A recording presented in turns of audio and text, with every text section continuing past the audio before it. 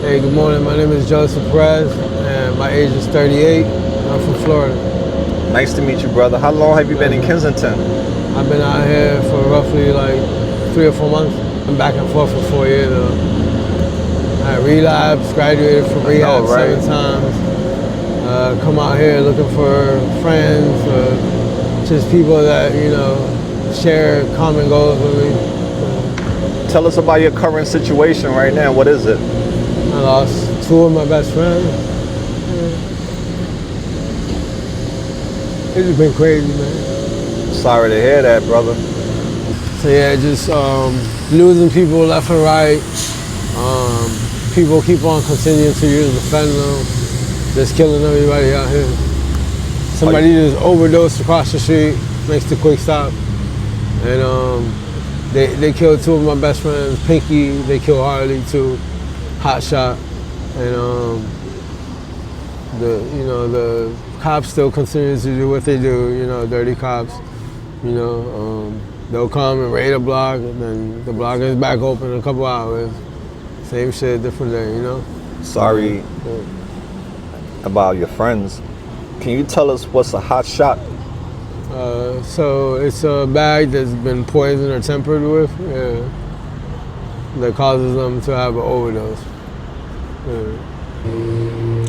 I've been threatened to be killed a couple times. I've been offered to work on blocks. I turned it down. They chased me around the city.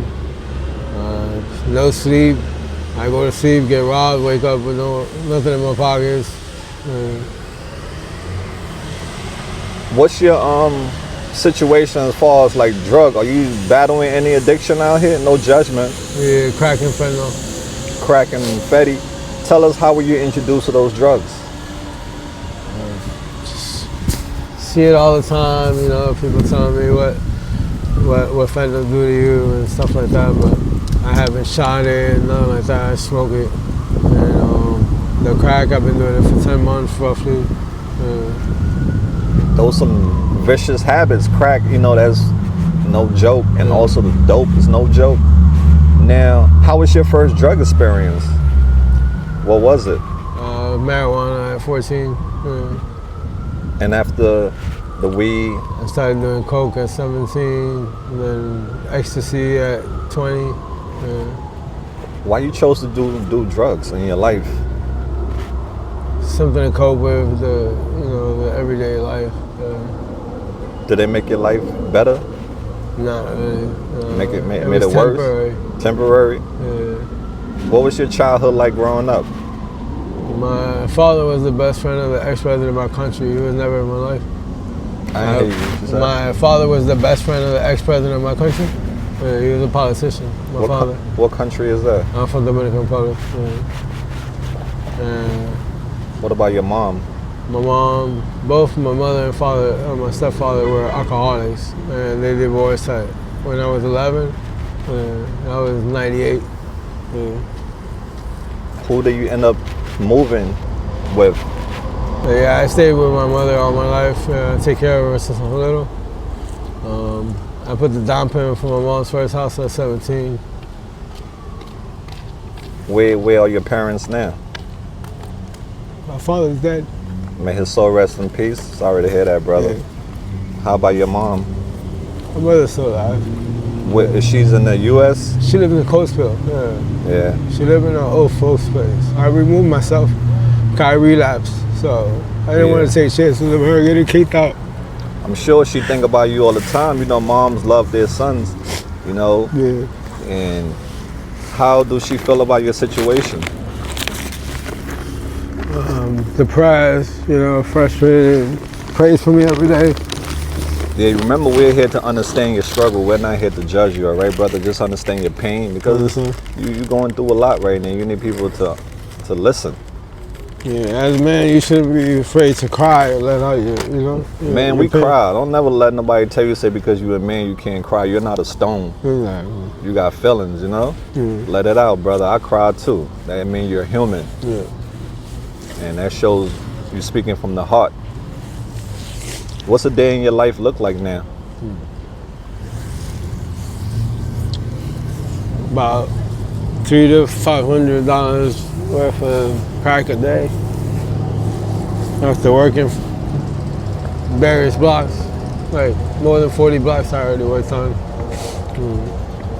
Dangerous working on the block. Tell us what are all the risks that comes with working on the block? Getting robbed, getting jumped, getting shot at, cops raiding the block, getting slammed on the floor by the cops.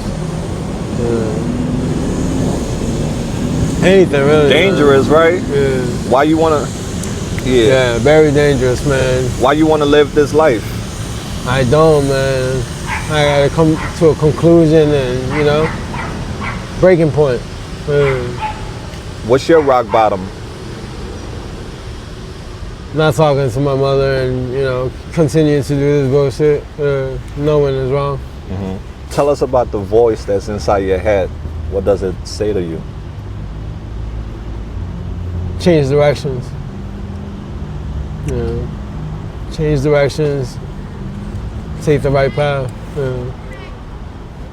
I see people get stomped out, beat down by golf clubs, jumped and robbed by multiple people. I've seen people get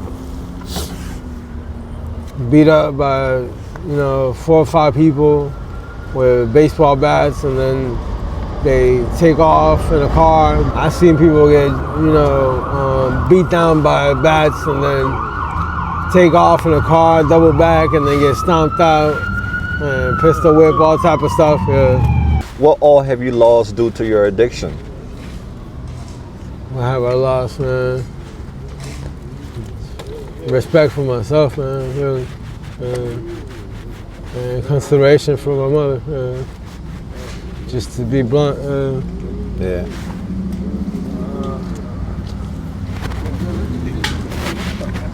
Yeah, so now, brother, how can people help you? If they want to help you, how can they help you?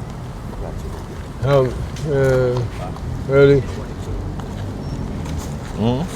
Steer me the right way, man.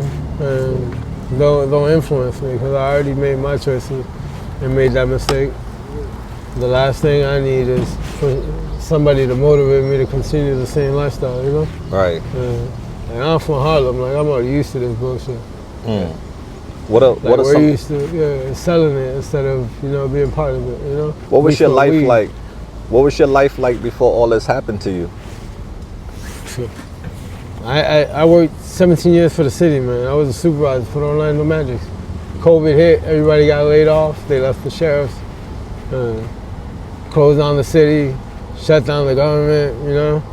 I went back to hustling, and my mom stopped, you know, collecting her ass aside. Like I said, I was a supervisor for Orlando Magic 17 years. I done security for Obama. I done private security for Buddy Dyer, the senator. I done private security for the Colombian embassy for 3 years while I sold coke to the fucking employees, the customers, all type of shit, man. Got you. Do you have children? Huh? Do you have I got kids? my son. Yeah, I have a son.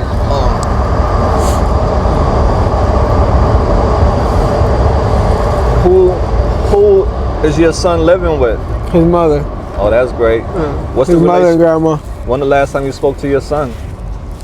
Like a month ago. So you don't want to keep missing out any more great moments on your son's life, you know? You're the roadmap for him to learn from you, your mistakes. All the stuff that you have been through in your life, what lessons have you learned from it? Think about what's your next choice, and I always thank God for another day. Amen to that.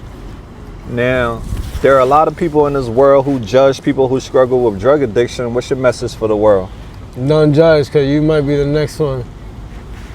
That's deep. I like that. And to take us home, brother, what are some things that you're passionate about? Association brings similarities. Nas said that. One of my favorite MCs. Nas, okay. Yo, he got a legend. I'm a Nas fan, so you already know. So, brother, thank you once again for being brave, man, and sharing your story with us. We wish better things come along for you, but you know, you have to put in the work, right? We can't do it for you. we can only encourage you and push you, but you got to take the steps forward and be known for your sobriety, not your addiction. All right, brother. What you're not changing, you're choosing, brother. So change, all right, brother. Don't choose this life. All right, fam. Before we take flight, is there anything you're in need of that we can help you with?